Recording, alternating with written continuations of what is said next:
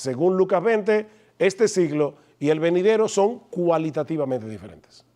No hay lugar para un milenio con impíos en cuerpos naturales que van a morir, que van a pecar y que se van a rebelar al final contra Cristo en la batalla de Armagedón final.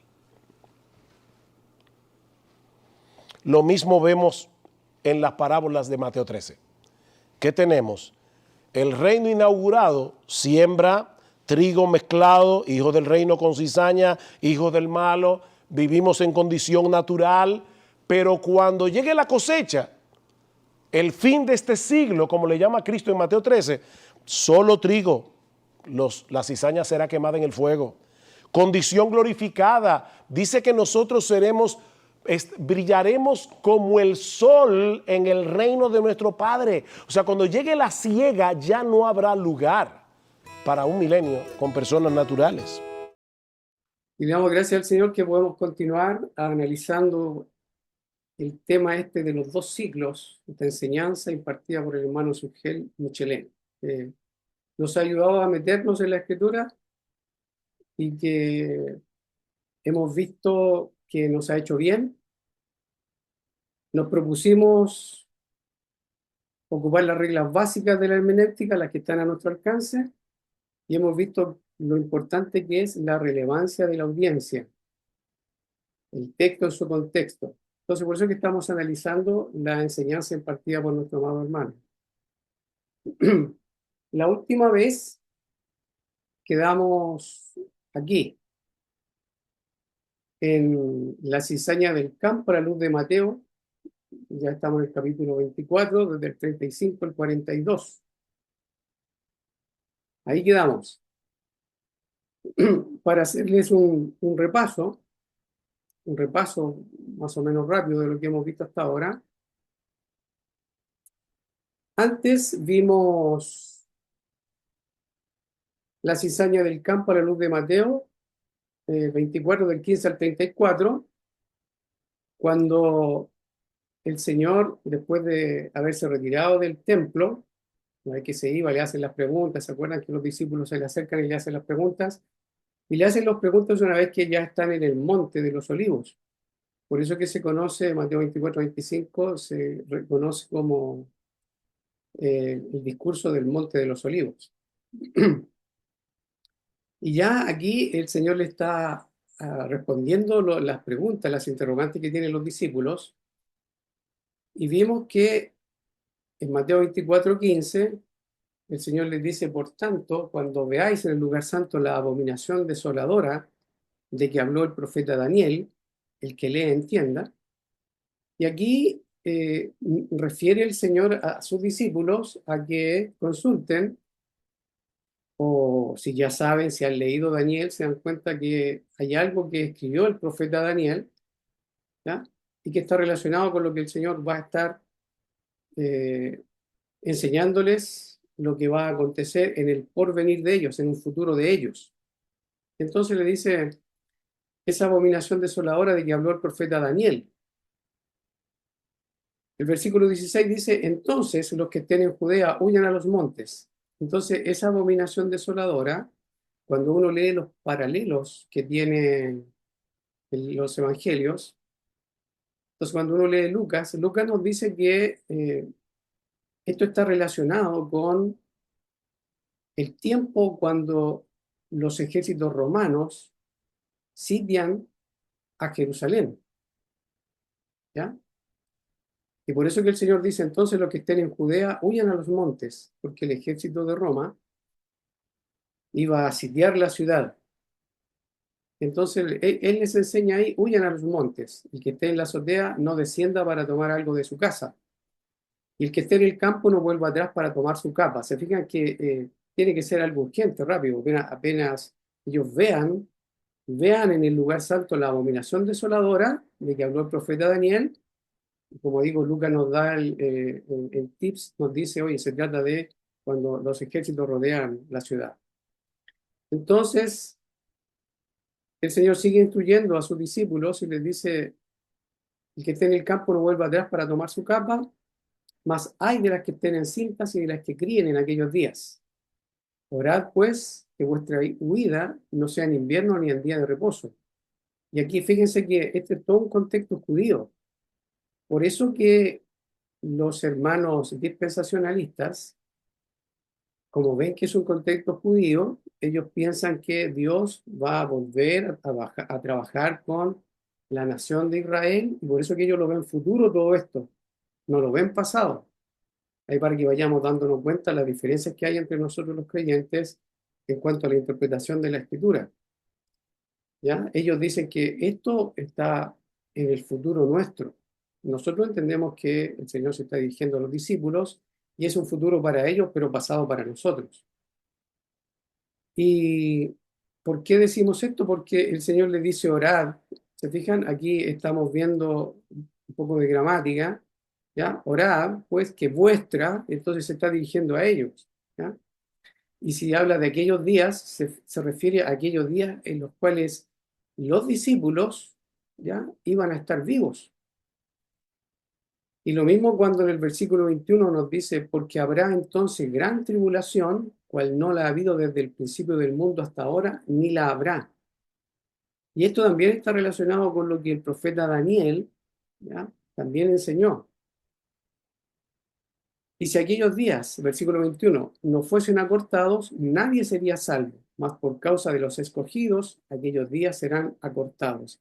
Entonces, ese es un tiempo de tribulación que estaba en el futuro de ellos, y el Señor les está advirtiendo y le está dando datos. Uno de los datos precisos acá es que en el lugar santo iba a haber la abominación desoladora de que había hablado, que había profetizado Daniel. Y también se habla de esta gran tribulación, que también lo vemos en el libro de Daniel. Y es en ese tiempo, que es pasado para nosotros, los días iban a ser acortados. Porque si no, dice, nadie sería salvo. Y aquí la salvación no está relacionada con la salvación del alma, sino que me da la impresión a mí que mayormente de la salvación física, de ser muerto por lo que se avecinaba, ¿ya? Y entonces el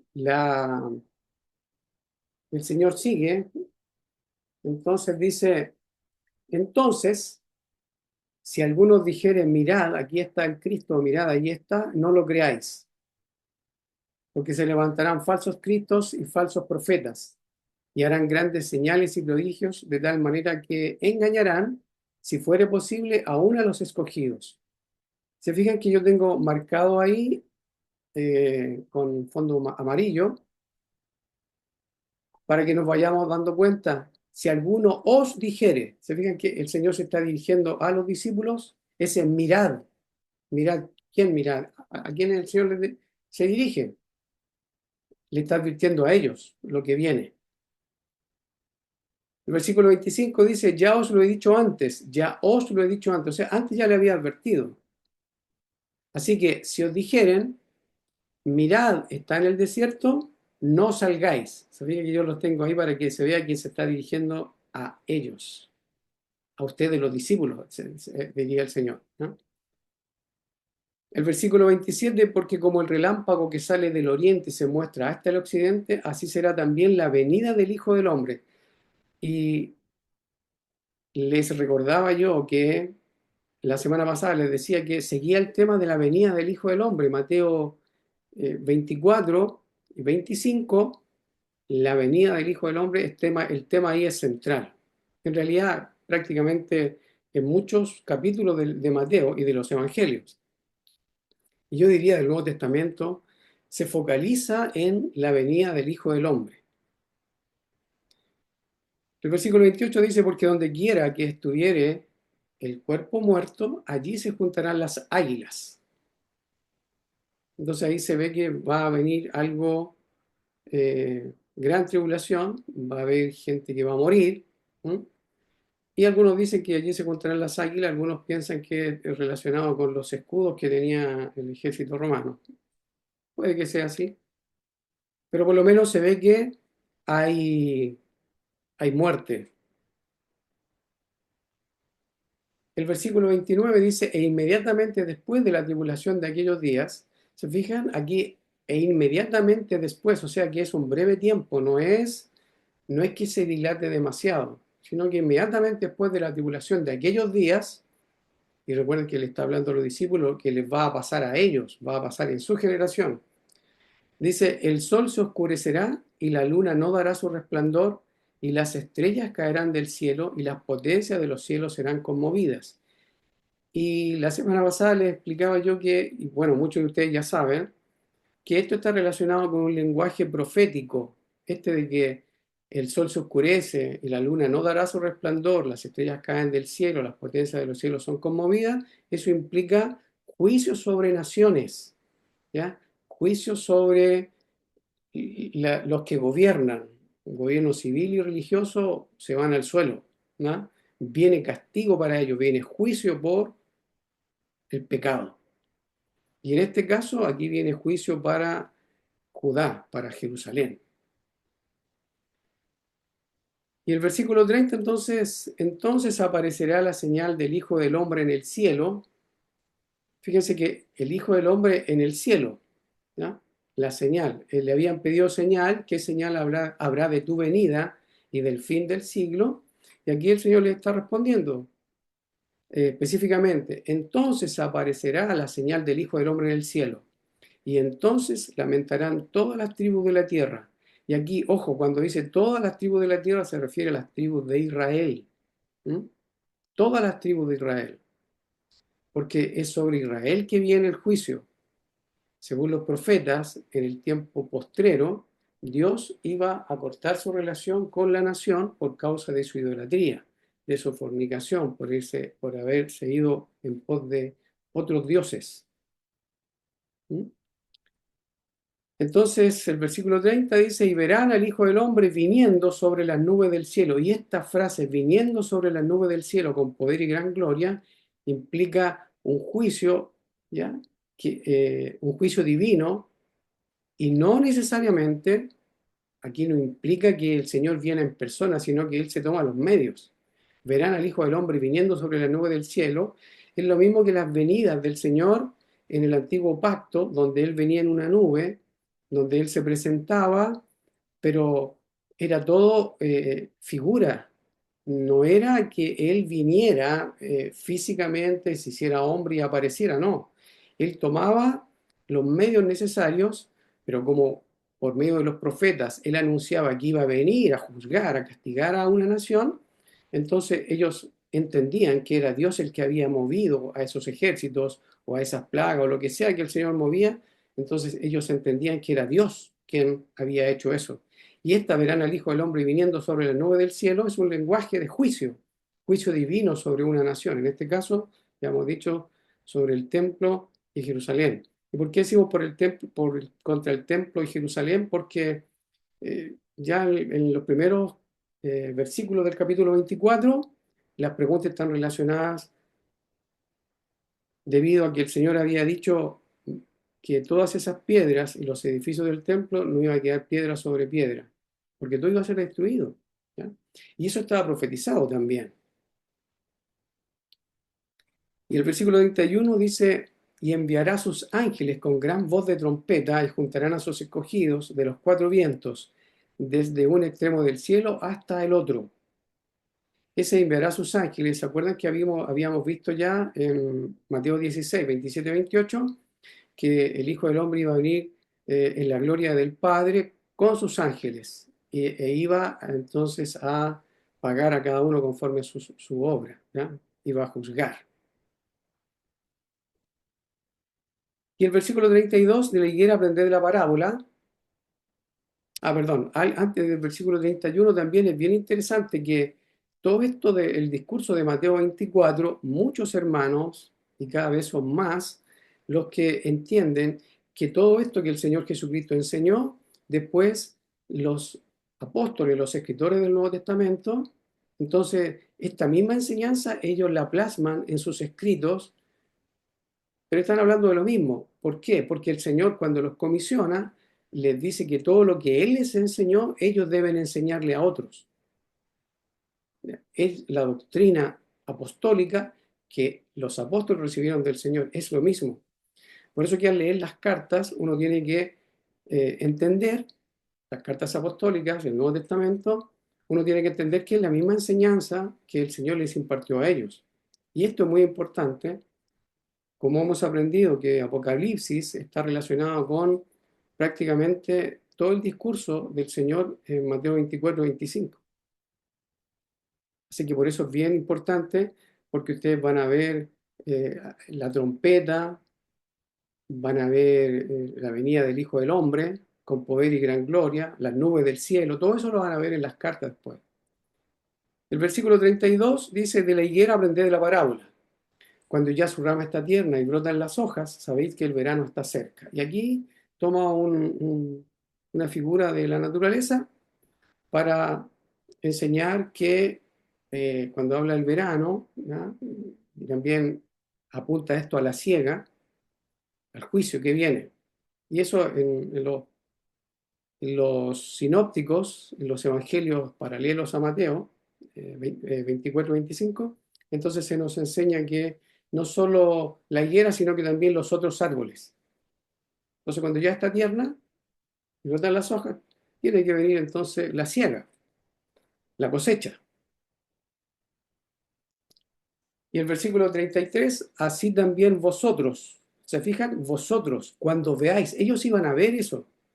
Por eso que uno no tiene que tener temor de escuchar a otros hermanos atentamente para ver cómo ellos lo interpretan, cuando tú ya sabes que hay normas para la correcta interpretación y te das cuenta que el Señor les está hablando a sus discípulos y les dice, cuando veáis todas estas cosas, conoced que está cerca a las puertas. O sea, estaba a punto ya ahí mismo. Y esto nos lleva también a pensar que el mismo heraldo del Señor, Juan el Bautista, había dicho que ya el hacha está puesta a la raíz de los árboles. Entonces, todo indicaba juicio. De cierto os digo que no pasará esta generación, y de nuevo aquí queda mucho más claro, no pasará esta generación. ¿Cuál generación? Uno escucha a hermanos, y era lo que nosotros enseñamos. Yo mismo enseñé también, lamentablemente, por esto de, como dice nuestro hermano Gilberto Miguel Rufat, uno es replicador de otros y no se da la tarea de analizar lo que la Escritura enseña. Yo también enseñé esto y quizás cuantos más enseñan lo mismo y lamentablemente después nos damos cuenta que por no hacer nuestra tarea enseñamos cosas que no corresponden, por tomar livianamente, aunque uno lo hace sin intención, digamos, pero lamentablemente no manejamos la escritura como debería ser, especialmente los que llevamos mucho más tiempo. De cierto digo que no pasará esta generación hasta que todo esto acontezca. No dice una parte, se fijan, todo esto. Y todo esto implica lo que desde el capítulo 1 en adelante, desde el versículo 1, perdón, en adelante, el Señor les ha estado hablando a sus discípulos. Entonces, no pasará esta generación hasta que todo esto acontezca. Y de ahí entonces cuando nosotros hacíamos para dejarlo todavía más claro en forma visual para nosotros, este siglo, entonces el Señor entrega instrucciones a los discípulos, ¿no? Para que huyeran cuando Jerusalén fuera sitiada. Habría gran tribulación, falsos cristos, falsos profetas, grandes señales y prodigios para engañar, si fuera posible, a los escogidos. Lamento de todas las tribus de Israel, y el templo sería destruido y la ciudad arrasada por los ejércitos romanos. Entonces, eh, lo que divide este siglo del siglo venidero, ya sabemos entonces que está relacionado con la venida. Ya el fin del siglo, que es la siega, que implica juicio, es cuando el Señor viene, el Hijo del Hombre con sus ángeles. Aquí en Mateo 24 dice también que viene con sus ángeles. Lo mismo que dice en Mateo 16, 27 y 28, y donde se dice que algunos de los discípulos iban a estar vivos. ¿Mm? Entonces, por eso que al terminar Mateo 24, el versículo 34 dice, no pasará esta generación. Y aquí queda mucho más claro para nosotros que la Biblia enseña que la venida del Hijo del Hombre sucedió en el primer siglo. Y entonces, en el siglo venidero, entonces implica, digo se implica porque no lo dice explícitamente. Se implica que los escogidos entran al reino de Dios, pasan al siglo venidero. Eso es lo que él se implica por todo lo que ya hemos estado viendo. ¿Y cuándo termina? Cuando el templo y la ciudad de Jerusalén son destruidos. Y eso implica que ya no podrían sacrificar más en el templo porque no hay templo. Y si no hay sacrificios, implica entonces que Dios corta relación con la nación de Israel, corta el pacto. Los judíos han quebrantado el pacto y el Señor se divorcia de ellos. ¿Mm? Eso lo vemos claramente también en las cartas y en el escrito a los hebreos. Ahora, ¿qué implica entonces todo esto? ¿Dónde llegamos? Que esto ya pasó. Ya pasó. El año 70, donde Jerusalén y el templo fueron arrasados por los ejércitos romanos, el año 70 después del Señor, o sea, en el primer siglo. Y seguimos viendo la cizaña del campo, entonces a la luz de Mateo 24, los versículos siguientes, del 35 al 42. Dice, el cielo y la tierra pasarán. Ahora, ¿por qué estamos estudiando la cizaña del campo a la luz de Mateo? Porque recordemos que era una parábola. Y como es una parábola que enseña verdades, o por lo menos una verdad, entonces uno tiene que entender que el resto del libro tiene que darnos luz. Y gracias al Señor que queda súper claro después al analizar estas parábolas a la luz del libro de Mateo. Y después el trabajo sería hacerlo en todo el Nuevo Testamento y con los profetas del Antiguo, todo el Antiguo Testamento. ¿Por qué?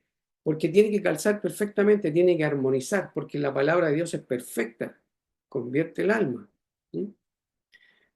Entonces, versículo 35 dice, el cielo y la tierra pasarán, pero mis palabras no pasarán. Pero del día y la hora nadie sabe, ni aun los ángeles de los cielos, sino solo mi Padre. Mas como en los días de Noé, así será la venida del Hijo del Hombre. Porque como en los días antes del diluvio estaban comiendo y bebiendo, casándose y dando en casamiento, hasta el día que Noé entró en el arca, y no entendieron hasta que vino el diluvio y se los llevó a todos. Así será también la venida del Hijo del Hombre.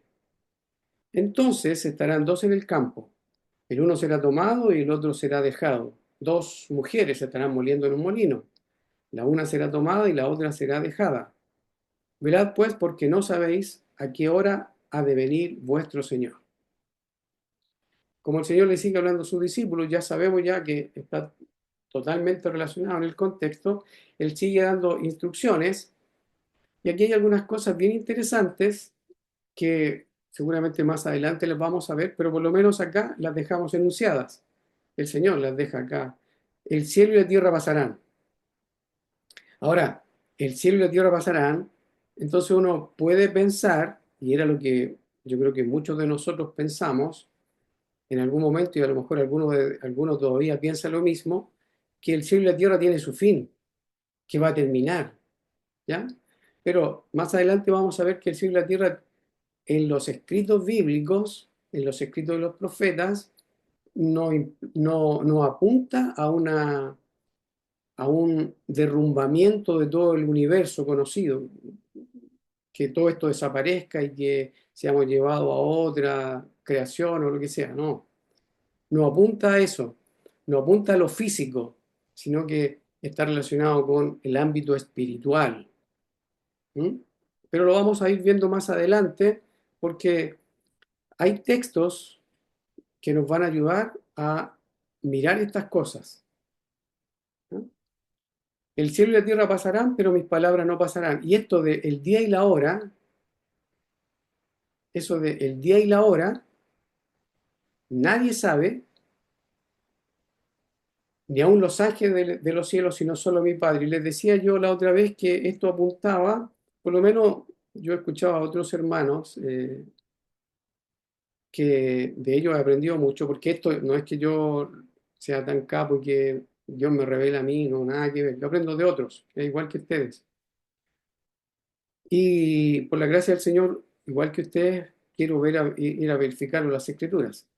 Entonces acá les comenté que algunos de nuestros hermanos piensan que que solo el padre sabe está relacionado con la fiesta de bodas. En ese tiempo se hacía la fiesta de boda y el padre nomás sabía el día en que había que ir a buscar a la novia o cuando iba a venir el esposo. Eso está relacionado con la fiesta de bodas. Y algún día más adelante lo podemos ver, buscar más información impecable, pero algunos piensan que podría ser ahí. Eso, por un lado. Y lo otro es que también postulan a otros hermanos que podría estar relacionado con un día relacionado con la luna, ¿ya? Porque hay un momento donde no hay luna. Y entonces todos están expectantes que aparezca por lo menos un pichintún de un poquitito de luna, y entonces ahí se da el aviso que comienza un día. Y ese es el día que nadie sabe. Y entonces por eso que el día y la hora nadie sabe. Entonces es un día que está escondido, que nadie sabe, y hay que esperar que aparezca la luna, ¿ya? Entonces, no es que el Señor no sepa, no es que el Señor esté ignorante de esto, no, Él está dando detalles, ¿ya? Que a Él les agradó darles a los discípulos, porque a los discípulos les enseñaba todo. Y esto está relacionado entonces con el calendario de ellos, con las fiestas y todo aquello que es en el contexto judío, ellos lo entendían. Para nosotros esto es un poco oscuro y bastante para algunos de nosotros, ¿ya? El versículo 27 entonces dice, más como en los días de Noé, así será la venida del Hijo del Hombre. Entonces ahora apunta como qué pasó en los días de Noé. Y ahí nos dice entonces lo que pasaba allá. Y el Señor dice, no entendieron hasta que vino el diluvio y se los llevó a todos. Así será también la venida del Hijo del Hombre. Y ahí entonces uno será tomado y otro será dejado. Y esto, claro, por otros textos entendemos que está relacionado con los ángeles. Algunos postulan en la escuela dispensacional, algunos, no todos, pero algunos entienden que uno será tomado y aquí está el arrebatamiento. ¿Ya? Pero que en los días de Noé los que fueron dejados fueron los que quedaron los escogidos. Lo mismo acá. Aquí es lo mismo, porque es como en los días de Noé, los que quedan en la tierra, ¿ya? Son los escogidos, los que son llevados, deportados y los que mueren, arrasados por el ejército de Roma, esos son los malos, porque aquí hay ciega. Entonces, como el Señor dijo que el trigo lo iba a llevar a su granero y la ciega iba a ser quemada, aquí está lo mismo. ¿No? Entonces, los que son sacados son los inconversos. Velad pues porque no sabéis a qué hora ha de venir vuestro Señor. Entonces, aquí está en estos textos del 35 al 42 del capítulo 24. Entonces, eh, seguimos con el esquema. Yo dije, lo voy a repetir varias veces, por lo menos a ver si queda un poquito más claro para todos. Entonces, en este siglo, el cielo y la tierra pasan, tenemos que ver qué significa. Nadie sabe el día y la hora de la venida del Hijo del Hombre, solo el Padre de nuestro Señor. Los discípulos deberían estar velando, la venida sería como el diluvio en los días de Noé, donde uno sería tomado, etc. Ustedes ya lo vimos ya, lo vieron también. Y en la venida entonces es la venida del Hijo del Hombre como en los días de Noé. Juicio, es ciega.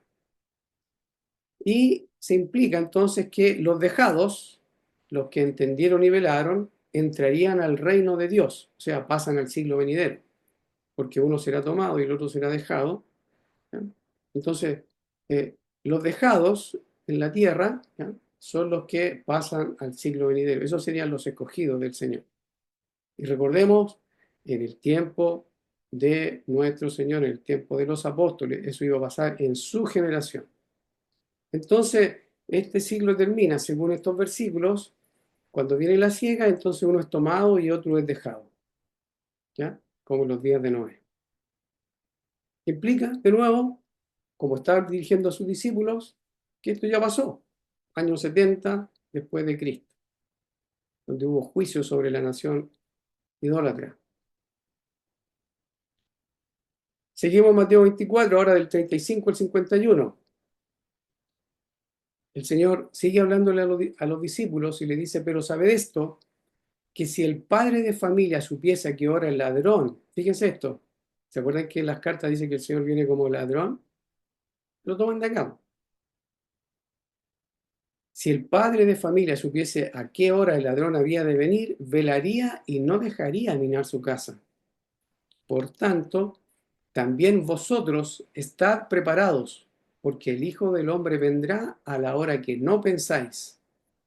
¿Quién es, pues, el siervo fiel y prudente, al cual su señor, al cual puso su señor sobre su casa para que les dé alimento a tiempo? Bienaventurado aquel siervo al cual, cuando su señor venga, le halle haciendo así. De cierto os digo que sobre todos sus bienes le pondrá. Pero si aquel siervo malo dijere en su corazón, mi señor tarda en venir, y comenzare a golpear a sus consiervos, y aun a comer y a beber con los borrachos, vendrá el señor de aquel siervo en día que éste no espera y a la hora que no sabe. Lo castigará duramente y pondrá su parte con los hipócritas. Allí será el lloro y el crujir de dientes. Entonces yo creo que ustedes ya se dan cuenta al mirar los versículos y lo que yo tengo marcado acá, que de nuevo ese saber, vosotros estáis preparados, pensáis, de cierto os digo, todo eso está apuntando a que él está dirigiendo a sus discípulos. Entonces ya nos estamos acostumbrando poco a poco a ver la relevancia de la audiencia. Otro detalle importante acá, se sigue hablando de la venida del Hijo del Hombre, versículo 44, porque el Hijo del Hombre vendrá. No se ha cambiado el tema, se sigue hablando el Señor y advirtiendo a sus discípulos del tiempo de la venida. Le está advirtiendo qué es lo que va a ir pasando, entonces, qué señales habrá de tu venida y del fin del ciclo, les está respondiendo. Entonces, esto es lo que vemos ahora del versículo 35 al 51. El tema acá es que viene como ladrón. Si supiese a qué hora el ladrón habría de venir, velaría, ¿no? Si supiese a qué hora, pero como no sabe, ellos tienen que estar velando. Se dan cuenta que es para ese tiempo, ellos no saben a qué hora el ladrón habría de venir, en la figura esta que el Señor usa. Por eso que dice, vosotros estad preparados, el Hijo del Hombre viene a la hora que no pensáis. Le ha dado detalles, ¿sí? Ellos más o menos tienen claro cuándo puede ser. Y ahora, cuando el versículo 45 dice, ¿quién es pues el siervo fiel y prudente al cual puso su Señor sobre su casa para que dé alimento a tiempo? Fíjense ahora lo que el Señor les está diciendo. Bienaventurado aquel siervo, o sea, sigue hablando del siervo, del mismo siervo al cual puso su Señor sobre su casa. Está hablando de un siervo que tiene que alimentar a otros, ¿ya? Y después dice el 46, bienaventurado aquel siervo al cual, cuando su señor venga, se fijan que no es otro siervo, es el mismo siervo. Entonces significa que tiene que venir, esa venida tiene que venir en la misma generación de ese siervo. Le haya haciendo así, dice, bienaventurado aquel siervo al cual, cuando su señor venga, le haya haciendo así. No es que el Señor puso en el primer siglo y después venga a pedirle cuentas a otros siervos después de miles de años. No, no, no. Aquel siervo se está refiriendo al mismo siervo fiel y prudente, ¿ya? Que es bienaventurado si está en obediencia en lo que el Señor lo ha puesto. El 47, de cierto digo que sobre todos sus bienes le pondrá, ¿ya? La recompensa. Después dice el 48, pero si aquel siervo malo dijere en su corazón, se diga un siervo fiel y prudente y un siervo malo. Acá el siervo malo lo que dice, mi señor tarda en venir. Que está en el tiempo de él, ese siervo malo. No es que el siervo malo después está de miles de años después, no. Es el mismo siervo malo que está esperando que el Señor vuelva. Y no puede ser que lo haya puesto, el Señor lo ponga sobre su casa y después pasen miles de años y le venga a pedir cuenta cuando ya no hay nada de él porque se pudrió y se hizo polvo. Entonces tiene que ser en la generación de ellos. De nuevo, está claro que no está hablando el Señor de que han pasado miles de generaciones. Si aquel siervo malo dijera en su corazón, mi Señor tarda en venir, y comenzare a golpear a sus consiervos y aun a comer y a beber con los borrachos, vendrá el Señor de aquel siervo en día que éste no espera y a la hora que no sabe, y lo castigará duramente y pondrá su parte con los hipócritas. Allí será el lloro y el crujir de dientes. ¿Se fijan? La venida del Hijo del Hombre, de nuevo, el Señor está diciendo que es en su tiempo, y eso tenemos también que aprenderlo nosotros. Entonces, de nuevo, vamos a ser un poco majadero, pero yo creo que va a quedar más claro acá. En este siglo, entonces, los discípulos del Señor que reciben el encargo tienen que estar preparados porque no saben a qué hora vendría el Señor. Vendría de forma inesperada, como cuando viene un ladrón. Al volver el Señor va a pedirle cuenta a esos siervos, o sea, viene la misma generación. Los siervos fieles serían recompensados y los siervos malos serían castigados duramente. Entonces, cuando viene la ciega, la venida del Hijo del Hombre, entonces como ladrón. Y se implica que en el siglo venidero, entonces los siervos fieles son los que entrarían y recibirían la recompensa, como había dicho, lo pondrá sobre todos sus bienes lo pondrá. Entonces, entendemos, se implica que son estos siervos fieles los que entran al reino de Dios. Y cuando termina este siglo, según los versículos leídos, termina cuando los siervos fieles son premiados y los malos castigados duramente, juntamente con junto con los hipócritas. ¿Mm? ¿Qué implica? Redundante, implica que esto ya pasó.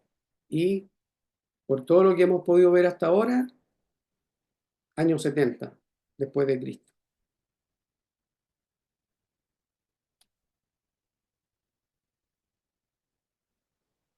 Ahora pasamos al capítulo 25. ¿Y por qué es importante? Porque ya he dicho, y ustedes seguramente han escuchado predicaciones, que la mayoría de los amileniales, los postmileniales, los dispensacionalistas, ellos dividen esto, ¿ya? Muchos de ellos dividen, no todos, pero dividen Mateo 24 y dejan Mateo 24 la última parte y Mateo 25 para un futuro de nosotros. ¿Qué entendemos nosotros? Que esto, como el tema es el mismo, la venida del Hijo del Hombre, entonces es un mismo tema y es el mismo tiempo y es pasado de nosotros. Era futuro para los discípulos, pero no para nosotros. Y entonces acá el Señor va a hablarle acerca de otra parábola. Entonces el reino de los cielos será semejante a 10 vírgenes, Mateo 25, del 1 al 13. Será semejante a 10 vírgenes que tomando sus lámparas salieron a recibir al esposo. ¿Se ve? 5 de ellas eran prudentes y 5 insensatas. Seguramente ustedes han escuchado predicaciones de las 10 vírgenes. Las insensatas, tomando sus lámparas, no tomaron consigo aceite, mas las prudentes tomaron aceite en sus vasijas, juntamente con sus lámparas. Y tardándose el esposo, cabecearon todas y se durmieron. Y a la medianoche se oyó un clamor: aquí viene el esposo, salid a recibirle. Entonces entonces todas aquellas vírgenes se levantaron y arreglaron sus lámparas. Y las insensatas dijeron a las prudentes: dadnos de vuestro aceite, porque nuestras lámparas se apagan. Mas las prudentes respondieron diciendo: para que no nos falte a nosotras y a vosotras, id más bien a los que venden y comprad para vosotras mismas. ¿Se ve el texto acá? Las 10 vírgenes, va a venir el esposo, tienen que estar preparadas. 5 son prudentes y 5 dicen insensata. Se hace la diferencia allí, ¿ya? Y cuando viene el esposo, y aquí es como lo que yo les explicaba, que esto de que cuando viene el esposo solo el padre tiene que dar la orden, el padre solamente sabe cuándo. Eso es lo que postulan algunos que saben de costumbres que se daban en ese tiempo, ¿ya? Y dice el versículo 10: pero mientras ellas iban a comprar, vino el esposo y las que estaban preparadas entraron con él a las bodas y se cerró la puerta. Después vinieron también las otras vírgenes diciendo, Señor, Señor, ábrenos. Mas él respondiendo dijo, de cierto os digo que no os conozco. Velad pues porque no sabéis el día ni la hora en que el Hijo del Hombre ha de venir. Ahora, pongo una nota acá. La parábola aquí fue dirigida a quienes estaban escuchando al Señor Jesús. El velad y el no sabéis del versículo 13 implica que debían estar vivas. De ningún modo puede referirse a una audiencia que todavía no nacía. ¿Mm? Después que en el versículo 13, una vez que termina la parábola, cuando él dice, no os conozco, les dice a las insensatas, el Señor dice, velad pues, y aquí se dirige a los discípulos, velad pues, porque no sabéis a qué hora. Está dirigido a ellos. Entonces, el versículo 13 implica que ellos debían estar vivos, esas personas a quienes el Señor se dirigió, y entendemos que eran los discípulos. Entonces, de ningún modo puede referirse a una audiencia que todavía no nacía. La parábola, entonces, esta está dirigida a ellos y se iba a contar en el tiempo de ellos. Ellos eran los que tenían que velar. Las parábolas estaban indicando, todo indicaba que tenía que ser en la generación. Aunque sean parábolas, igual uno podría decir que se aplica para todos los tiempos, pero es que resulta que en el versículo 13 el Señor les dice, velad pues porque no sabéis. Y algunos entonces podrían decir que ese velad es para todos los creyentes en todas las épocas. Entonces, ¿en cuál se cumple? O sea que el Señor mantiene con mentiras a los suyos, porque si eso se aplica para todas las edades, para que estemos expectantes de la venida del Hijo del Hombre, entonces el Señor mantiene a los suyos con mentiras, porque les dice que va a venir, que velen, porque no saben a qué hora ha de venir el Hijo del Hombre, entonces y resulta que no viene. Y como todo lo que hemos visto que algunos iban a estar vivos cuando Él iba a volver, entonces tiene que estar relacionado con el tiempo de ellos y no en un tiempo futuro para nosotros. Y si uno se pone a pensar, hermanos, han pasado prácticamente casi 2000 años y gran parte de la iglesia ha dicho y ha predicado y ha enseñado que hay que esperar al Hijo del Hombre, que la segunda venida está por venir. Y a la luz de estos textos, si la venida del Hijo del Hombre está hablando del Señor Jesucristo como nosotros entendemos, y esta es la única venida que dicen las Escrituras, porque hasta ahora yo no sé si alguien ha encontrado otra venida más del Señor, que los apóstoles o el mismo Señor haya enseñado, que esté en las Escrituras, sería bueno que lo supiéramos, porque hasta ahora lo que sabemos es que aparte de esta venida, no se ve otra. Y si hay otra, a mí me gustaría saberla, ¿ya? Porque es súper bueno que a uno lo saquen del error. Si uno se ha equivocado, es súper bueno que lo saquen del error. Entonces seguimos.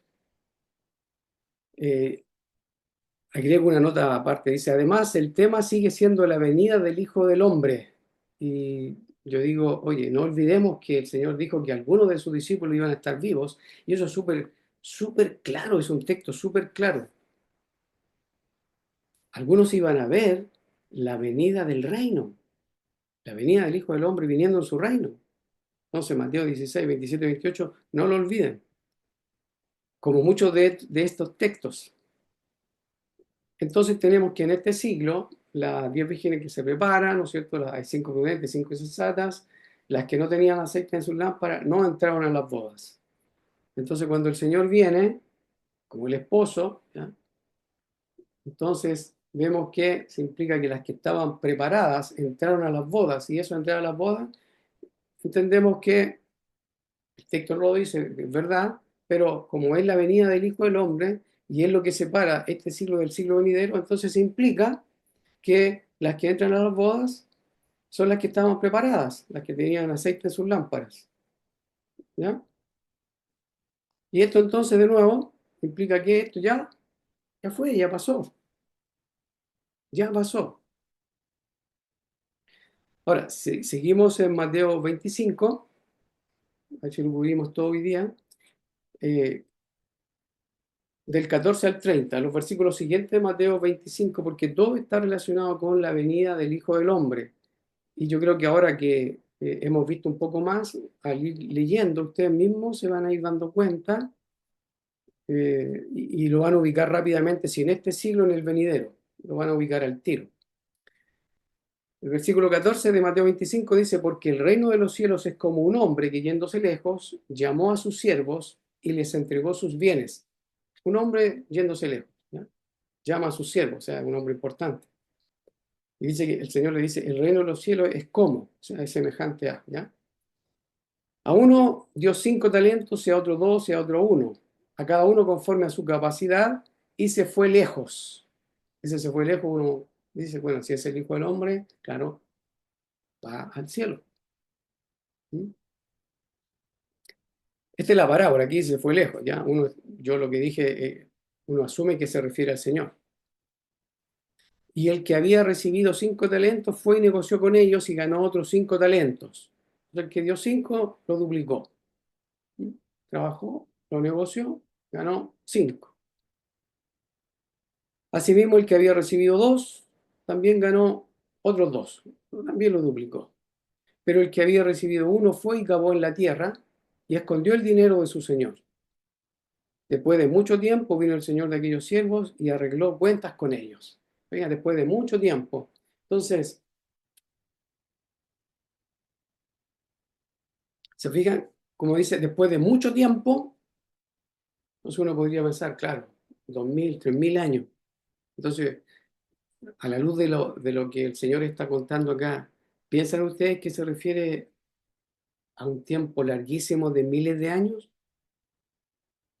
Y ustedes van a decir, no, porque dice, vino el Señor de aquellos siervos y arregló cuentas con ellos. ¿Se fijan? Con ellos arregló cuentas. Y no lo fue a sacar del sepulcro y les dio vida y les pidió cuentas. No, estaban vivos. ¿Ya? Importantísimo.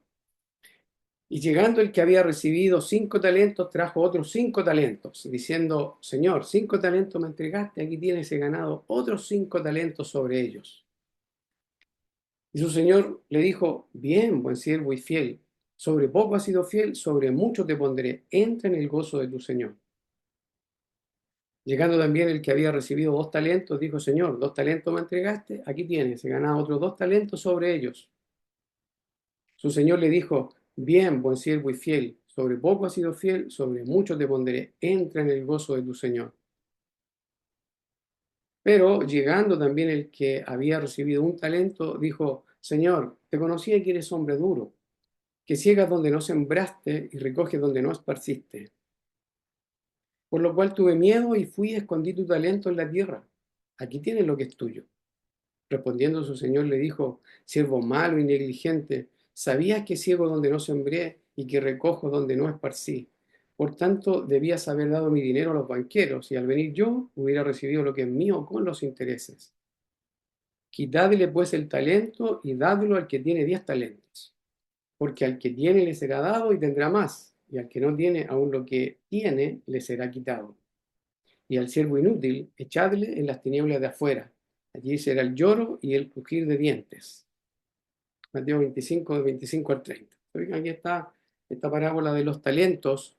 Y de nuevo, eh, ustedes ya se dan cuenta que está referido a un periodo donde se le pide cuentas a aquellos a quienes el Señor los, les dio las instrucciones y les dio los talentos y son a ellos los que a la vuelta del Señor les pide cuentas. No es a unos siervos distintos, ¿ya? Entonces es en la vida de esos mismos siervos. Entonces vemos claramente de nuevo que en este siglo, si tomamos esos versículos del 14 al 30, el Señor en este siglo entregó los talentos a su siervo y se fue lejos. Después de mucho tiempo vuelve y les pide cuentas a cada uno de ellos. 2 siervos trabajan con los talentos y los duplican. El siervo malo entierra el talento y no lo trabaja. Entonces, al final del siglo, al fin del siglo, o la ciega, la venida del Hijo del Hombre, en este caso vendría a ser el Señor de los siervos, y vemos que entonces se implica que los siervos buenos y fieles entran en el gozo del Señor, y esto, como la parábola implica la vuelta del siervo, donde pide cuenta, y sabemos que el final del siglo y la ciega es el juicio, ¿ya? Y entendemos también, más adelante vamos a ver temas que se habla también de la resurrección. Entonces ellos entran en el gozo del Señor, y eso entonces ya pasarían al siglo venidero. Eso nos va dando luz al respecto de Mateo 25. ¿Y qué pasó con el siervo inútil? Dice, es echado en las tinieblas de afuera. Allí será el lloro y el crujir de dientes. Se fija que hay castigo y juicio. ¿Qué implica todo esto? Esta parábola está alineada con todas las otras que hemos visto, y que implica que esto ya pasó. Ya pasó.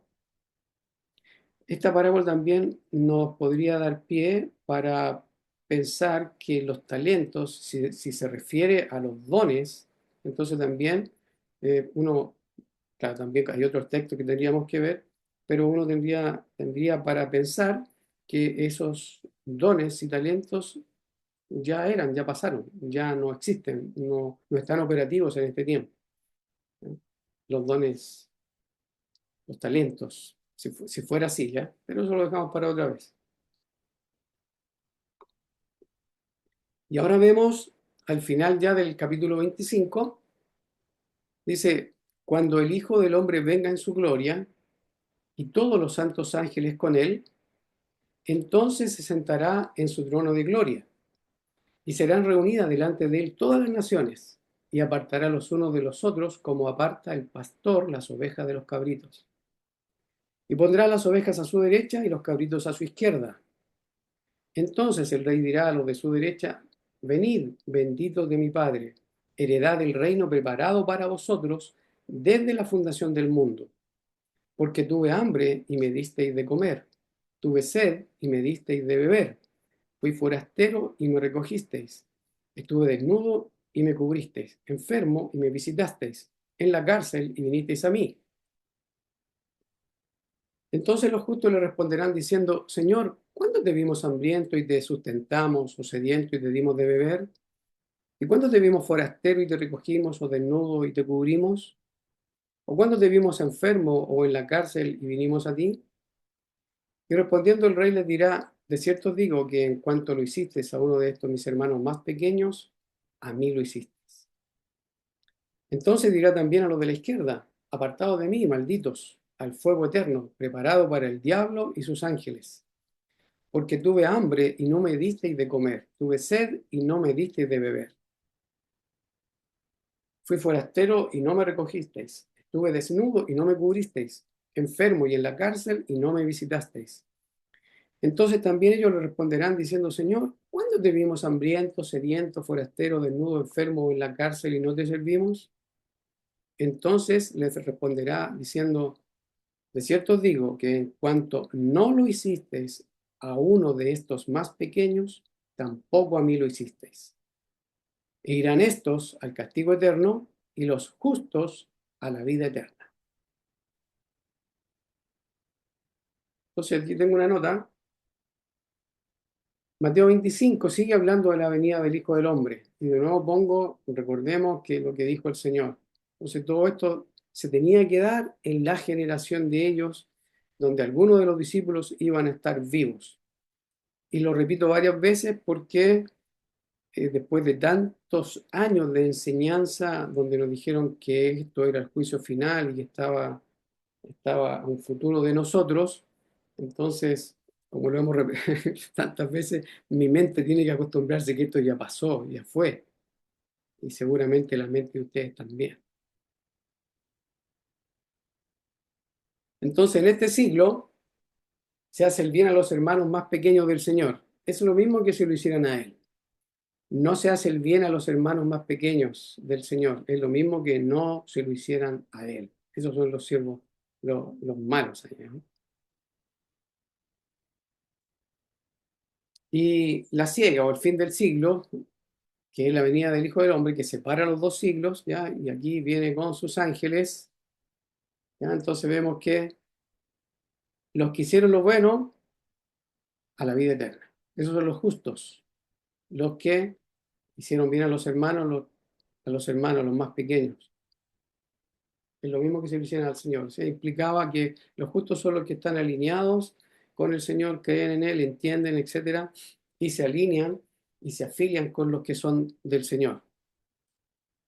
Eh, esta, esta, estos versículos son también, por muchos, entendido de que muchos entienden que es futuro, que es el juicio final, algunos postulan que es el juicio final. Y por lo que nosotros entendemos, a la luz de las Escrituras, la venida del Hijo del Hombre tiene que ser en la vida de, por lo menos, algunos de los discípulos que debieran estar vivos. Entonces acá en el esquema, los que no hicieron lo bueno, al castigo eterno, ¿ya? Como dice, al fuego eterno que fue preparado para el diablo y sus ángeles. Y de nuevo, ¿qué implica todo esto? Que ya pasó, ya pasó, ¿ya? Y ahí terminamos con Mateo 25, ¿ya? Entonces, no sé si tienen algunas preguntas o comentarios que hacer, pero sería súper bueno. La idea que tengo es ver todos los versículos que el hermano Sugel Michel, a no ser que ustedes tengan otra idea y quieran, bueno, dijeran, "Oye, ya lo entendimos ya", pero hay algunos versículos que me parecen que son más complicados y sería bueno que los viéramos juntos. Pero mi idea es ver versículo por versículo, porque el video que vieron al principio, se fijan cuántos versículos él citó acerca del juicio. Entonces, súper bueno ir dándonos cuenta de todo aquello. Y espero sus comentarios. Adelante, Brian.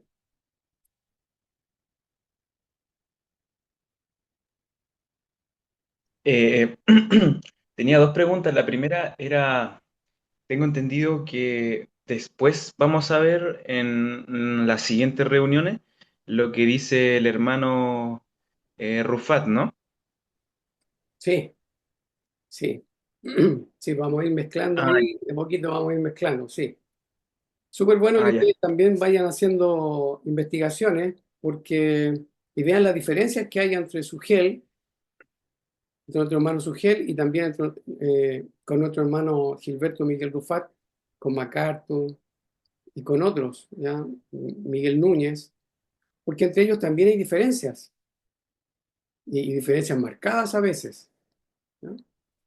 Sugel mismo los videos que hemos visto, él dice que él tiene amigos que creen lo contrario y se tratan como hermanos y súper bien, porque todos estamos aprendiendo, debería ser así, uno debería tratar los temas bíblicos, debería siempre tratar con altura de miras, porque como no lo sabemos todo, entonces al escuchar a otros nosotros somos enseñados y lo que otros nos han enseñado a nosotros, podemos pasarlo también a aquellos que no han escuchado lo mismo.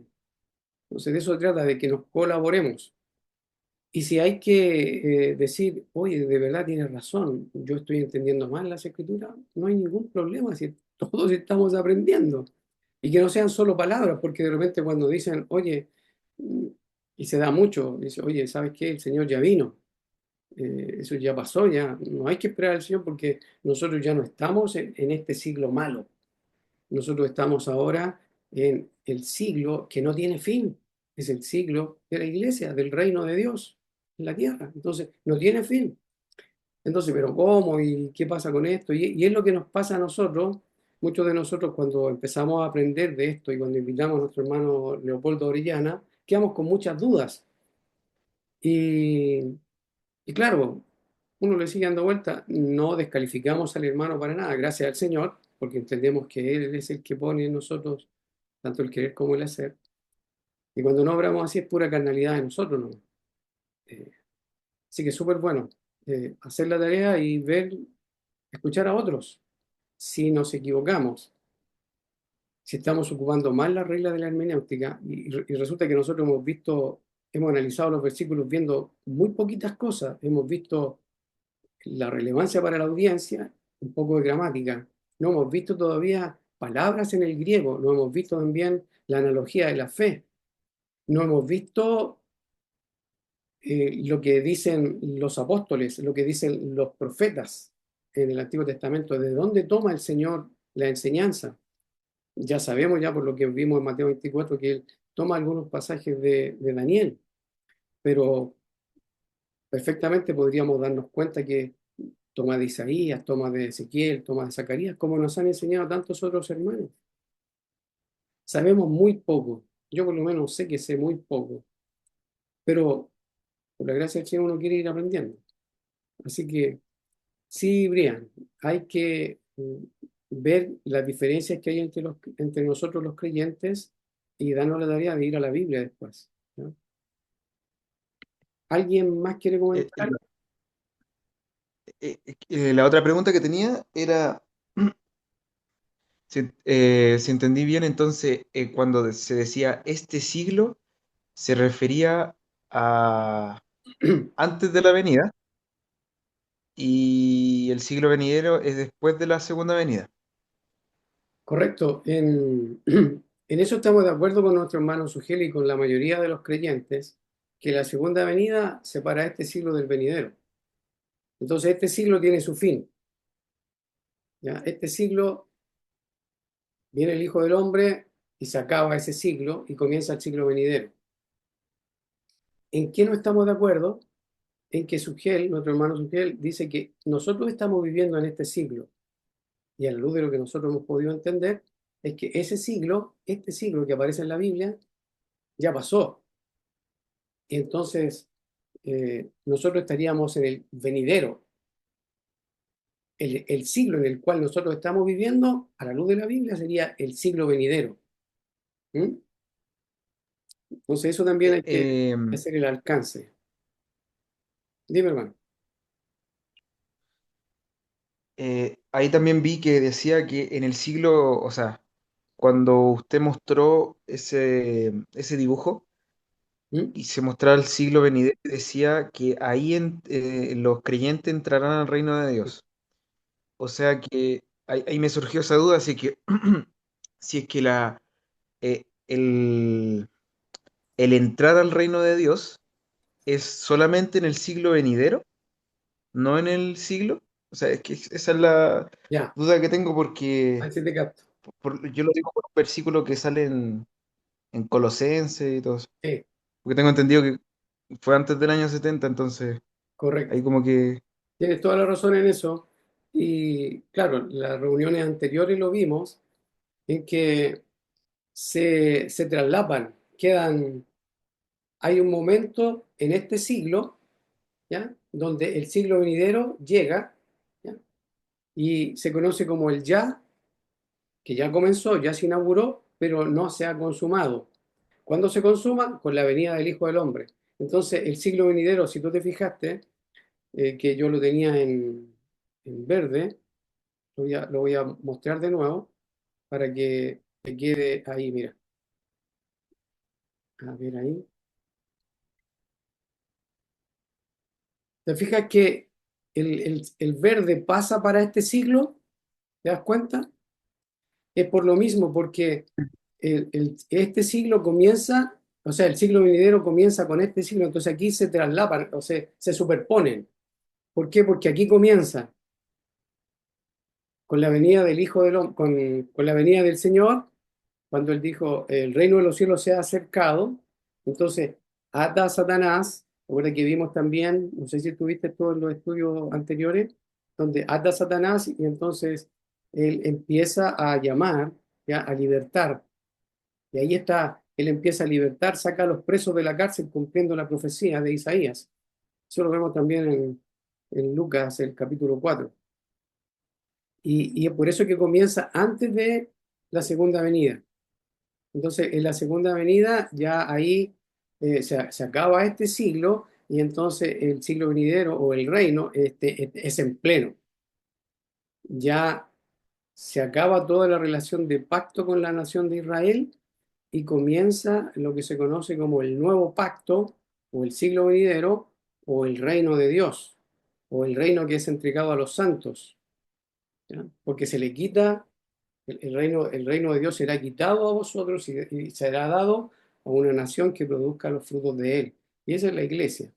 Entonces, el siglo venidero, uno perfectamente podría decir, es la era de los santos del Señor, la de la iglesia, el reinado del Señor Jesucristo eh, en pleno. ¿Sí? Cuando ya viene la segunda venida, entonces se acaba este siglo. Y lo que tú decías es correcto, porque muchos versículos en el Nuevo Testamento nos enseñan que los creyentes ya estaban sentados con, especialmente cuando estudiamos Efesios con Andrés, veíamos que los creyentes de Éfeso ya estaban sentados en lugares celestiales con Cristo el Señor. Y Gálatas, el pasaje que estabas citando tú, que fuimos trasladados del reino de las tinieblas, o sea, que ellos fueron trasladados del reino de las tinieblas al reino del Hijo. ¿Mm? Entonces, claro, comenzó, pero no había terminado. Lo vamos a ir eh, analizando un poco más. Pero lo que tú dices es correcto, ¿ya? No sé si me expliqué bien. Tú me dices. Sí, sí, igual voy entendiendo. Es como lo que pasa con el nuevo pacto, porque el, cuando Cristo ya se sacrificó y ya resucitó, entonces, bueno, en ese momento ya, cuando en la parte de Hebreos se ¿Sí? habla del nuevo pacto y del viejo pacto, dice que el viejo Correcto. pacto está a punto de desaparecer, Correcto. entonces en ese mismo momento está el nuevo pacto recién, así, recién de hace poco, y el viejo ya está a punto de desaparecer. Entonces Correcto. están como los dos Sí, pactos vigentes por un tiempo corto que iba a ser hasta el año 70. claro. Y es un periodo de aproximadamente como 40 años que se conoce como el Éxodo. El segundo Éxodo se conoce. ¿Por qué? Porque los que estudian la Biblia nos enseñan que lo que vivió la nación de Israel, ¿ya? Todo es figura y sombra de nuestro Señor Jesucristo y, y de la iglesia, su cuerpo. Entonces vemos que el segundo Éxodo también es un periodo de 40 años aproximadamente, antes de entrar a la tierra prometida, porque fueron libertados de Egipto, pero tuvieron que pasar por el desierto. Entonces todo eso fue un éxodo. Y en el Señor también se ve algo similar, lo mismo en la iglesia. El Señor estuvo 40 días siendo probado en el desierto y los que hacen esas comparaciones, realmente uno se maravilla al ver el plan de Dios, cómo se va cumpliendo. Entonces, esa superposición, ese traslape que se da, es lo que se conoce como el segundo éxodo. Es el ya, pero todavía no llegan a la tierra prometida, considerando el Antiguo Testamento, la salida de los hijos de Israel hacia la tierra de Canaán. No han entrado a la tierra de Canaán todavía, pero ya salieron de Egipto. Y acá eh, están saliendo, o sea, el Señor ya los saca de los sacrificios, los saca de la ley, ¿m? Pero no todavía, o sea, están ahí y están saliendo. La idea es que están saliendo ahí cuando ya se acaban los sacrificios, cuando el templo es destruido, entonces ahí ya son libres, ya no tienen que estar, no se ven obligados ni van a ser perseguidos porque ya vino juicio sobre la nación apóstata. Entonces, más o menos así es la idea. Lo vamos a desarrollar más después con versículos, porque hablar por hablar no tiene razón, no sirve mucho, a no ser que todos estemos viendo y tengamos claros los textos que se mencionan cuando uno habla. A mí me gusta más que lo veamos en las escrituras, que es lo que hemos estado haciendo. Lo que decía Sugel es que es un poco agotador, pero hace bien, hace bien. Y si Sugel se hubiera dado el trabajo de poner los versículos, no importa que algunos se cansen, el Señor va a inquietar a los que Él quiere enseñar. Él lo va a hacer. Los que no, se lo pierden, se lo pierden nomás, ¿ya? Pero es el Señor el que va ahí moviendo. Y el Señor nos anime a ver las Escrituras y a estar ahí nosotros aprendiendo. Yo sé que todos tenemos esto de un cierto nos cuesta, hay flojera y hay tantas cosas, preocupaciones, pero ir a la Biblia nos ayuda, nos alienta a conocer más de nuestro Señor. Ok, ¿alguien más quiere decir algo? ¿Alguna pregunta o comentario?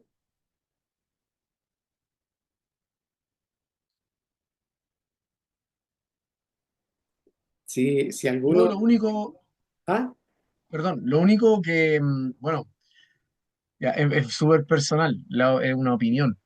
bien, Eh, es impresionante como cuando uno se pone a repetir, cómo pasa por alto lo que no es tan difícil, si era leerlo en el contexto ah, y uno lo entiende.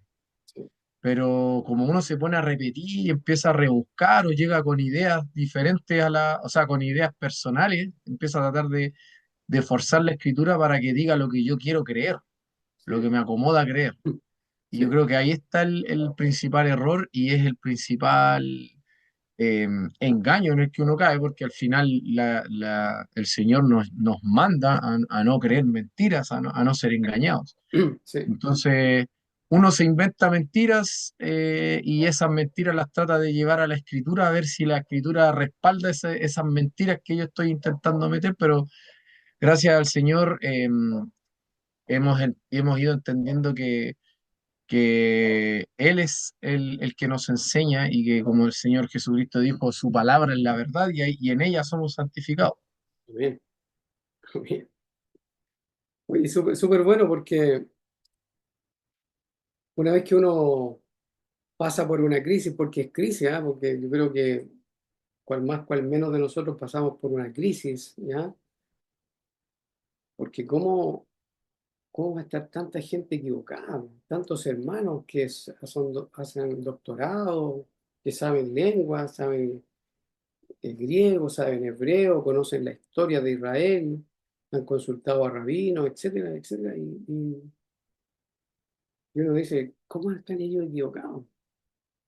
Entonces son crisis de fe. El punto está en que Dios ha hecho, ha hecho tan bien las cosas que cuando tú aplicas las normas básicas de la hermenéutica, descubres muchísimas cosas que si escuchando a otros te dan un esquema al que tienes que seguir, entonces te dicen, este texto tienes que leerlo de tal manera, entonces recibe instrucciones de otros y te hacen el esquema aparte. Entonces, claro, uno se va acostumbrando a ir a la Biblia con preconceptos, presuposiciones, y entonces los introduce en las escrituras. Y todos nosotros tenemos esa tendencia. Esto mismo que hice yo acá, ustedes tienen que examinarlo. Esos esquemas tienen que estar a analizar si están bien o no. Por eso que bueno que lo que Brian haya dicho y que me haya permitido dar la explicación de por qué entonces el siglo venidero comienza antes de la venida del Señor. ¿Por qué? Porque es con la llegada de Él, el heraldo y el rey que venía. Entonces, una vez que viene, el reino de los cielos se ha acercado. Entonces, súper bien. Ahora, hay parábolas y hay textos que vamos a tener que estar discutiendo, pero por lo menos teniendo esto de base y con la poca práctica que hemos tenido nosotros de ir con la mentalidad de analizar el texto en su contexto, la relevancia de la audiencia, la gramática, cosas básicas, y ver, un poco estamos viendo lo que es la analogía de la fe, porque estamos viendo la parábola de la cizaña del campo a la luz de Mateo. Así que Dios nos ayuda. Adelante, Andrew. Tengo una consulta. Cuando en la parábola de las vírgenes que leímos, eh, se dice que velad pues, no, perdón, esa parte no era. Era la que dice, eh, eh, eh, eh. Entonces, aquí está. Entonces cabecearon, dice, y se durmieron. Sí. Entonces dice, y tardándose el esposo, cabecearon todas y se durmieron en Mateo 25:5. Entonces, ahí en Mateo 25:5 en el mismo contexto de la parábola, me da la impresión de que, o pienso que cuando dice tardándose el esposo, ese tardándose el esposo, en- entonces se está refiriendo a la resurrección, que tarda el esposo porque entre la resurrección y la segunda venida de él pasó tiempo, porque resucitó al tercer día, ¿no es cierto?, después de que fue crucificado. Y no vino al tiro porque le dijo al sumo sacerdote, y veréis al Hijo del Hombre. Entonces, ese veréis al Hijo del Hombre, entonces tardó, no vino al tiro. Entonces, también lo mismo a sus discípulos cuando los ángeles le dicen, así como se ha ido, lo veréis venir. Entonces, tardó el esposo, se refiere a eso, me imagino yo, ¿no es cierto? Y tardándose el esposo, o sea, pasó un tiempo entre la resurrección y la segunda venida. Ese tiempo entre que venga él luego de la resurrección, entonces se refiere a ese tardándose el esposo, ¿no es cierto? ¿O no? Bueno, como es parábola, yo entiendo que, a ver si te capté bien, tú me dices, yo entiendo que no estaría relacionado, no estaría relacionado precisamente con la resurrección, sino que está relacionado con la segunda venida, ¿ya? O sea, el Por Señor eso, pero en el menciona, tiempo entre la ya, resurrección y la ya, segunda entonces te venida. entendí bien, sí, pero mayormente está focalizado en la segunda venida, sí, Claro, sí, te entendí. Ok, sí, súper. Entonces, como es parábola, entonces comprendo que podrían, eh, podrían los discípulos caer en esto de, o los que sabían que iba a venir, que tenía que venir y había dado las señales de cuándo, entonces ellos podrían pensar que se podría tardar. En la parábola, para mostrar, ¿no es cierto?, para enseñar que había que estar velando, entonces, claro, tardándose el esposo, pero recordemos que es parábola. La parábola no significa que uno tiene que sacar de cada palabra, tiene que sacar la enseñanza, sino que la idea es estar velado. Por eso que la enseñanza es velado, porque no sabéis. Esa es la idea. Uno capta eso. claro. Ve la enseñanza, pero capta eso. No sabéis el día en que el Señor vuelve. Velad. Por Pero, eso, entonces tardándose, como después Pedro también va a decir que algunos lo tienen por tardanza y van a ser conceptos ah, que se van a repetir. Entonces, por eso digo yo que tiene que ver, aunque sea parábola, después Pedro, yo, según sí, lo que creo, como aprendió del Señor, entonces también lo usa diciendo algunos lo tienen por tardanza, en este caso correcto. Algunos, dice, pero no es que el Señor por se tarde, eso, no es que el exacto. Señor se vaya a tardar. Sí, sí, entonces Pero estamos. acá en la parábola dice "Y tardándose el esposo", o sea, acá es claro el Señor en decir que el esposo se tarda desde el punto de vista, como está contando, que habían 5 vírgenes sensatas e insensatas, Sí, entonces está contándolo desde el punto de vista de ellas, o sea, se tardó el esposo para ellas, por eso cabecearon, porque si hubieran estado, según lo que entiendo, al final velando, porque del 13 le dice, velad pues, porque no sabéis. O sea, esa era la enseñanza. Velen porque como no saben cuándo viene, entonces así va a venir el Hijo del Hombre para que estén atentos a las señales. En cambio, para ellas tardó el esposo. Por eso es que cabecearon, o sea, no estaban velando tanto las sensatas como las insensatas, porque dice que eh, todas se duermen, o se correcto. durmieron en este caso. Cabecearon todas, dice, y se durmieron. Pero Entonces, recuerda, en ese sentido, recuerda que es parábola, no, ya sabemos que las parábolas uno no tiene que sacar cada cosa de ahí y hacer una doctrina o sacar enseñanza, correcto, sino que para ellas, como dijiste tú, para ellas tardó, para ellas, claro, pero el Señor no tarda, o sea, el Señor siempre correcto, en su tiempo lo hace todo hermoso. correcto, Entonces, algunos lo tienen por tardanza. exacto, Si lo entendemos de esa manera, yo creo que no habría ningún problema, pero que el Señor se tarde, no, no. correcto. Y el pasaje Sí, que tú correcto. citas, el pasaje que tú citaste es súper bueno porque también está relacionado en parte con esto. ¿Sí? Claro, entonces, como él, porque acá en la parábola yo entiendo que hay que sacar lo central, y lo central es que hay 10 divididas entre 5 prudentes, 5 insensatas, todas duermen y para todas el esposo se tarda, porque dice cabecearon todas y se durmieron. Entonces, en ese sentido, para todas el esposo se tardó, pero lo que era importante o lo central de acá es que deben velar. Correcto. ¿Ya? Entonces, como deben velar y no saben el día y la hora, Entonces entiendo yo que cuando Pedro también va a tomar de aquí, creo yo también, como aprendió el Señor, me imagino, y entendió la parábola después, o pudo percatarse de lo de la parábola, por lo que le enseñó el Señor. Entonces, claro, algunos lo tienen por tardanza, Correcto. Sí, retarda su promesa, según lo que también dice correcto. eh, Pedro. Entonces, en ese sentido, ¿por qué me tengo acá? Porque, o cuál es mi pregunta y por qué mencionaba el tema de la resurrección, porque va el periodo entre la resurrección, siempre apuntando a la segunda venida, que eso es lo trascendental ahora, Mm, pero una vez que muere, él parte, se sienta a la diestra y como tiene que volver, porque le dijo al sumo sacerdote que iba a venir en las nubes y que le iban a ver ellos, entonces esta parábola es atingente, y a eso quería llegar, a ellos, a los del tiempo del Señor Jesucristo, a los que le está hablando, porque les Sí, dice el reino de los cielos. sí. Entonces, si es el reino de los cielos, creo yo también que es súper importante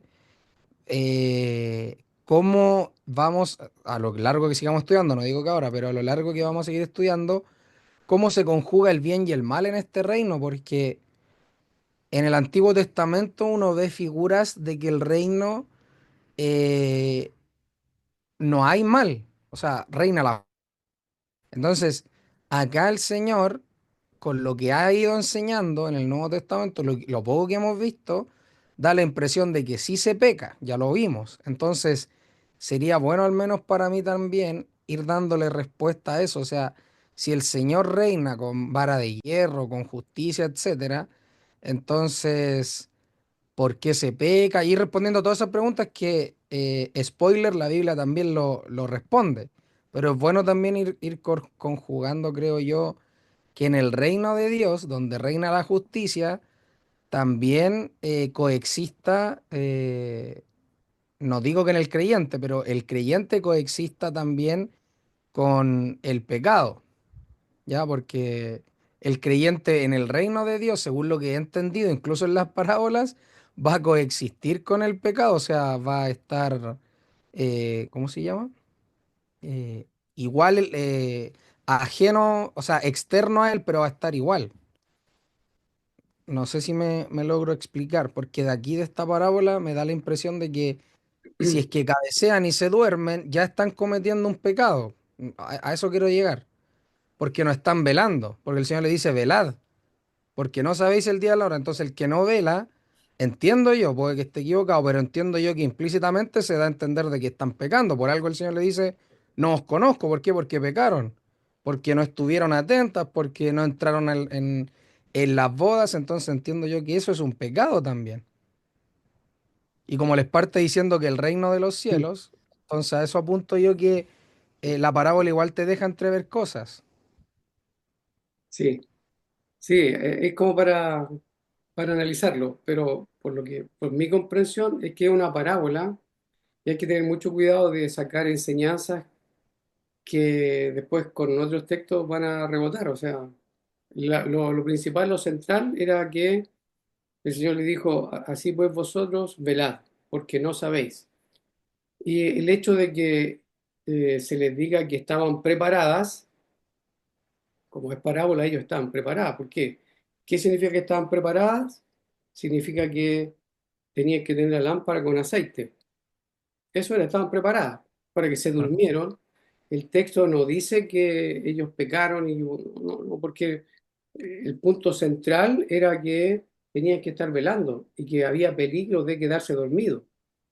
Pero si estaban preparados, iban a entrar a las bodas. ¿Te Claro, fijas? pero yo entiendo que esto como tiene que ver también con lo que Jesús dijo, no en parábola, sino que hablando claramente en Lucas 13, cuando les dice procurar entrar por la puerta y después le dice que el padre de familia va a decir no os conozco, y les dice hacedores de maldad, entonces porque me dijeron Señor, Señor, etcétera, está todo ligado. Entonces por eso digo yo que de una u otra manera ha ido enseñando en las parábolas, a eso quería llegar, que los que no entran, los que no están preparados, los que no creen en Él, entonces pecan, porque dicen ya han sido condenados, dijo el Señor Jesucristo. El Claro, que no cree. Ahí lo que ayuda harto, Andrés, es lo que veíamos al principio, la parábola del sembrador. Claro. Uno entiende que esa parábola te da la comprensión para el resto, entonces uno ya sabe que es Dios quien siembra, y los que Él siembra, esos pasan al siglo venidero. Entonces eso da mucha luz para todas las otras parábolas. Como es una nueva creación, Él tiene que ir plantando, tiene que ir ahí poniendo a sus hijos. Él los va sembrando. Entonces, cuando se habla, hay que ver la audiencia o cuál era, cuando se habla de que algunos son malos, entonces, claro, hay fariseos, la audiencia no es solo los discípulos. Cuando son los discípulos, uno se da cuenta que las advertencias que hay son distintas y el lenguaje, como el Señor se dirige, es distinto cuando apunta a fariseos, a saduceos, a los escribas, a los principales del pueblo, es distinto. Entonces también la audiencia siempre tiene que ser, y ahí tenemos que tener cuidado, tenemos que darle la relevancia que se merece. ¿A quién se le está dirigiendo? Que son siervos malos, negligentes y todo eso. Sabemos que no son los que él sembró. Porque otra cosa que hay que tener siempre en mente es que la enseñanza que ya hemos visto, atesorarla, porque eso es lo que nos va a ir dando, es como la preparatoria, y después tenemos que entrar a dar cursos un poco más avanzados, pero eso nos sirvió de base, entonces ahí tenemos que nosotros ir armando nuestra doctrina. Pero lo que tú dices es súper bueno para que lo tengamos en mente. Así que gracias por tu comentario, hermano mío. ¿Alguien más? Y terminamos.